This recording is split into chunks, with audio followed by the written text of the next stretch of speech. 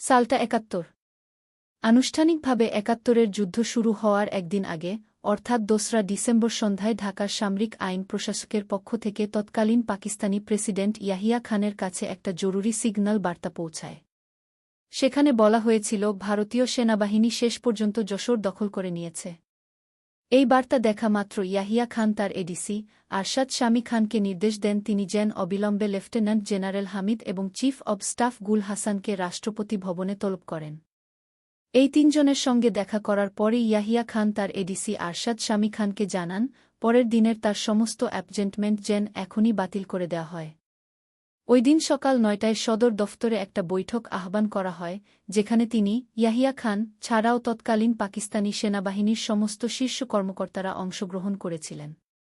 গুল হাসান বৈঠকে উপস্থিত সকলকে মনে করিয়ে দেন যে প্রেসিডেন্ট ইয়াহিয়া খান প্রকাশ্যে ঘোষণা করেছেন যে পাকিস্তানের ১ ইঞ্চি মাটিতেও আক্রমণ করা মানে কিন্তু পুরোদস্তুর যুদ্ধ। সেখানে সবাই এই বিষয়ে একমত হয়েছিলেন, যদিও তারা জানতেন যে যুদ্ধ ঘোষণা করার মতো অবস্থানে তারা নেই। বিশেষত সেই অবস্থায়, যখন যে ভূমির জন্য লড়াই করা হচ্ছিল সেখানকার লোকেরাই আমাদের সেনাবাহিনীর বিরুদ্ধে লড়ছিলেন।